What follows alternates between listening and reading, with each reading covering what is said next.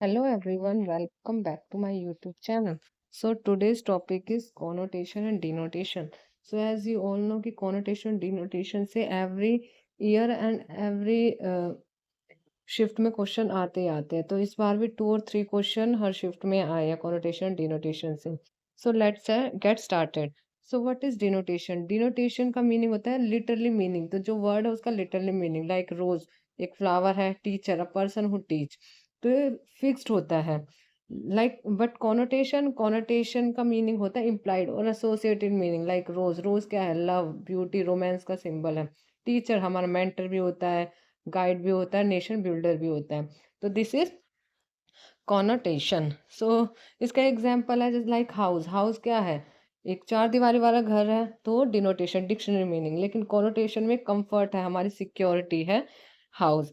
इसी तरह से दो वर्ड और इसमें इंपॉर्टेंट आ जाते हैं like extension and intension. So extension is basically like extension is like denotation की तरह ही होता है।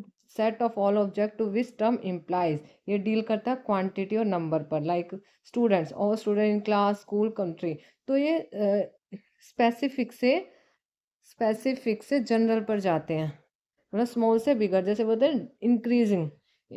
इंक्रीजिंग छोटे से बड़े की साइड जा रहे हैं लाइक लेकिन इंटेंशन होता है बिल्कुल कॉनोटेशन की तरह, लार्जर से स्मॉलर की साइड जा रहे हैं इसमें। तो इसमें जाते हैं हम डिक्रीजिंग ऑर्डर में।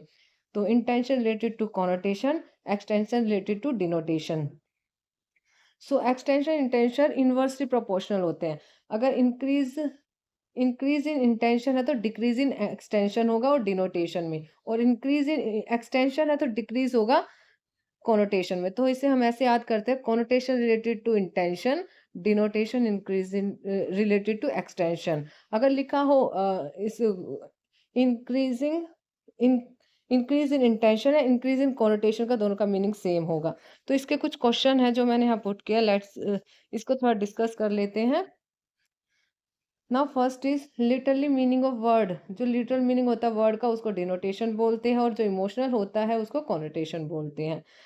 सो as the intension of term increase, जैसे टर्म इंक्रीज होगी तो एक्सटेंशन, टर्म अगर इंक्रीज होती है तो एक्सटेंशन क्या होता है? एक्सटेंशन हमारा डिक्रीज होता है। तो ये पेयर है, कौन सा मैच है करेक्टली? एक्सटेंशन एट्रीब्यूट होता है, नहीं इंटेंशन ऑब्जेक्ट होता है। ये उल्टा हो गया, एक्सटेंशन ऑब्जेक्टिव से होता है, इंटेंशन एट्रीब्यूट्स होता है। Extension number of objects related होता है, और इंटेंशन क्वांटिटी ने क्वालिटी से रिलेटेड होता है।